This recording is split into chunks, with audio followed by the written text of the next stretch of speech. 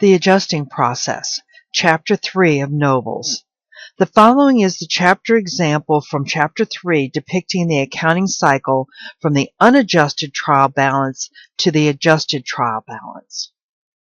Remember, we got to the unadjusted trial balance by posting journalizing journal entries, then posting them to the general ledger, and we used TAccounts. And after we had balanced the TAccounts, we transferred those balances to the unadjusted trial balance. This reflects the unadjusted trial balance This reflects the transactions having to do with external parties, but it doesn't reflect everything that is needed to bring the books up to date that are known internally. So we're going to look at some month-end adjusting journal entries which will be needed to recognize all expense and revenue before the financial statement date. There won't be any changes to cash because that will always be an external transaction. But we have some big office expenses that we have purchased, but in all likelihood in performing our business activities during the month, we've used some of those up. So we'll have to adjust that to the correct amount at month end. We may have some business that we have done and not yet billed for with accounts receivable, so we may have to adjust that. Prepaid rent, we've certainly used up a portion of this, so we'll have to adjust for that for month end. Furniture and building will require depreciation. Accounts payable, since that's with external parties, we won't need to adjust that. But utilities payable could be something we would adjust. No, I'm sorry, I said that wrong. Utilities payable wouldn't be anything we would adjust. Sorry about that. Unearned revenue. Unearned revenue would certainly be something we adjust. In all likelihood, we've earned some of this revenue. Note payable, we're not going to have a transaction related to that, because if we were paying something on the note payable, we would be paying something on that, but we would perhaps have rent expense, but I don't believe this chapter has an example of that. I'm sorry, interest expense, but interest expense would normally be something you would find there. Common stock, again, transactions with external parties, and we wouldn't find any adjusting journal entries related to that, neither dividends. But because we're going to be adjusting some of these accounts, revenue will be affected as well as some of our expenses. So let's look at these adjusting journal entries. So the prepaid rent represented 3 months of rent. 1 month has passed at month end. $3,000 divided by 3 months means that $1,000 a month must be we must recognize the fact that we no longer have $1,000 of this prepaid rent, so prepaid rent will have to be reduced by $1,000, and also it's changed from being an asset of prepaid rent now to an expense. Now we've incurred rent expense. The supply count by month end reveals that $100 of supplies have not been yet used at month end. So we had $500 in office supplies, $100 remains on the storeroom shelves, so that means that during the month we must have used $400 of supplies. The calculation of depreciation for the furniture will be the furniture salvage value is 0. So there's 0 salvage value. Furniture cost minus salvage values equals the depreciable base. The depreciable base is what we will use to calculate depreciation. So the cost of our furniture was $18,000 minus 0 salvage value means our depreciable base was $18,000, and it was for 5 years or 60 months. I advocate always using the months and then converting them into portions of the year or 1 month. It's the easiest way to make certain you make no error in calculating these.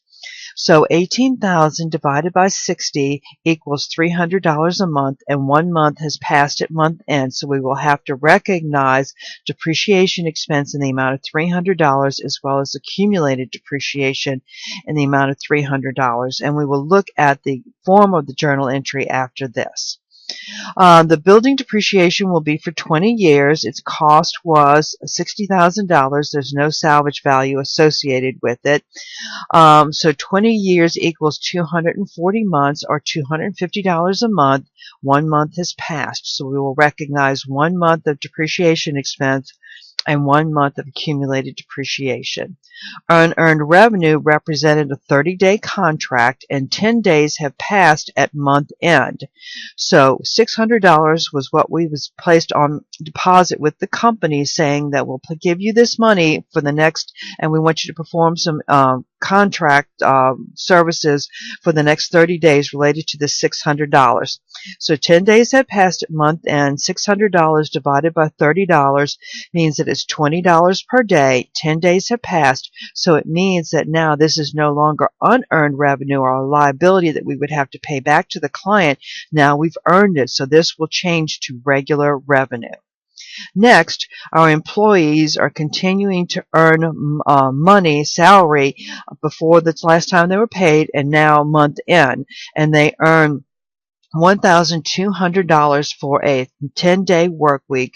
10 days have passed at month end, so that would be, if it's a 10-day work week, it would be 5 days in 1 week, 5 days in another week, so this represents 2 weeks of pay.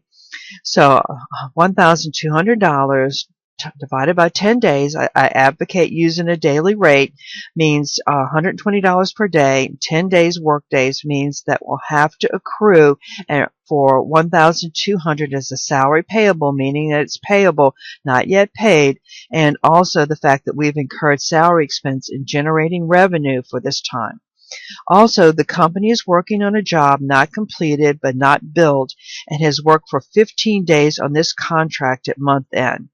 The company is paid $53.33 per day for 15 days, and the amount that they have earned is $800. So now let's look at the form of these journal entries. So the prepaid rent represents $1,000 per month that is lapsed. So rent expense would be $1,000. We're going to increase rent expense and we're going to decrease prepaid rent. Remember, this is an asset, so normally we would be debiting it to increase it.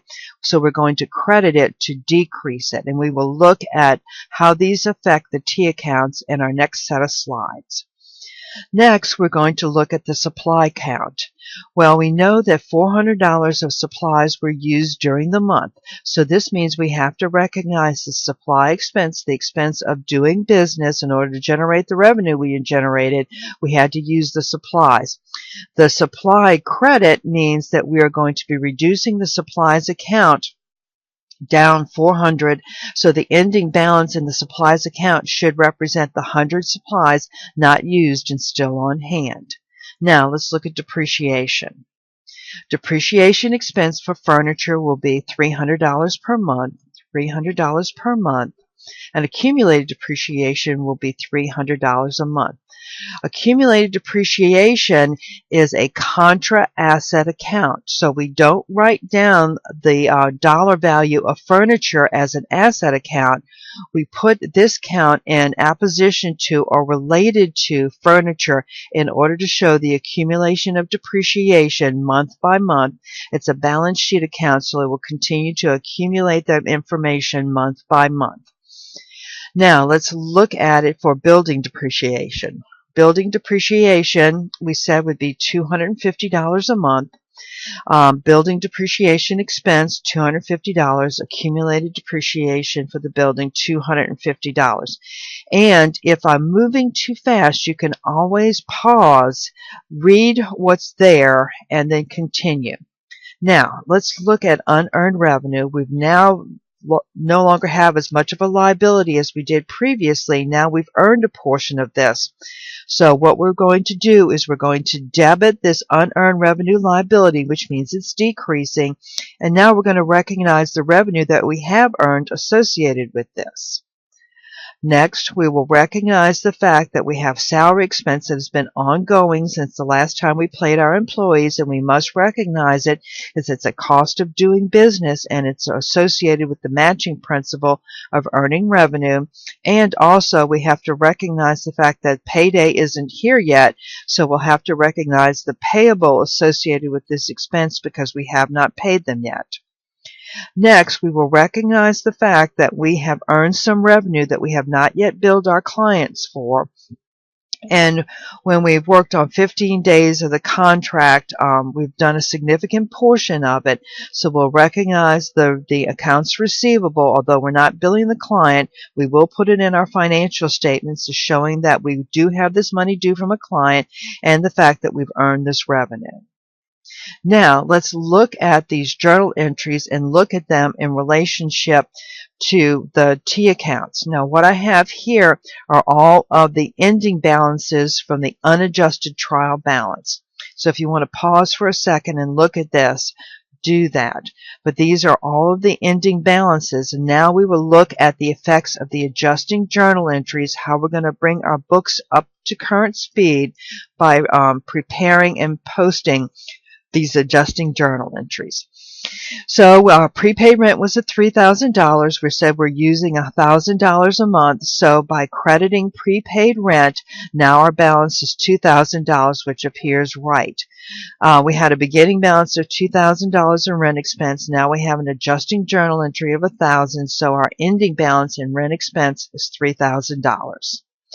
Next, supplies expense. So we're going to recognize the supplies expense that we incurred during the month.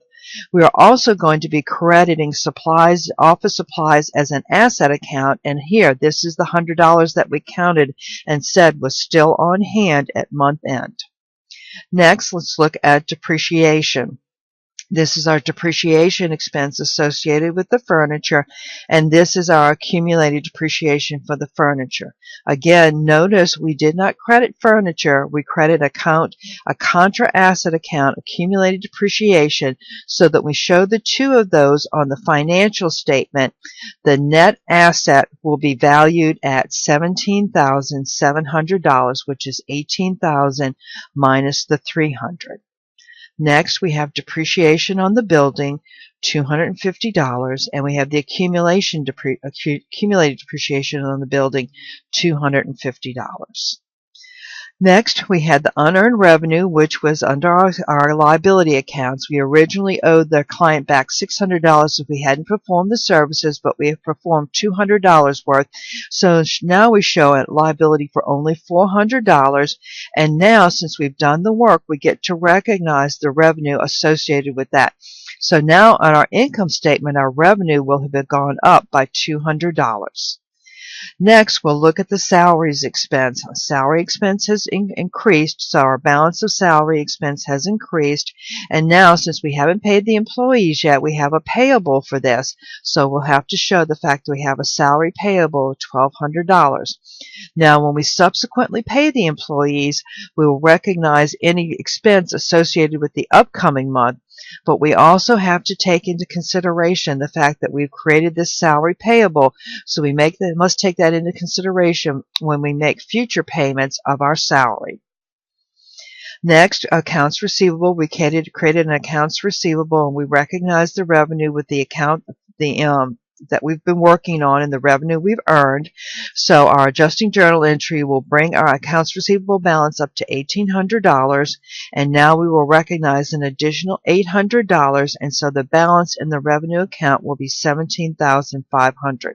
So now, by doing these adjusting journal entries related to internal transactions and having posted them to the general ledger, we will have brought our books up to date, and now we're ready to look at all of the different balances that we have. Now we're ready to look at and create the adjusted trial balance. Again, this is looked at to see did our debits equal our credits, and all of our balances, are they normal balances? So take a moment, pause it here, and look to see that all of these are normal balances, and also look to see that they all represent the balances, the ending balances from our T accounts. So cash is $12,200. So take a moment to look at all of these, and now that we've done this, we're ready to prepare our financial statements because those balances have all been brought up to date.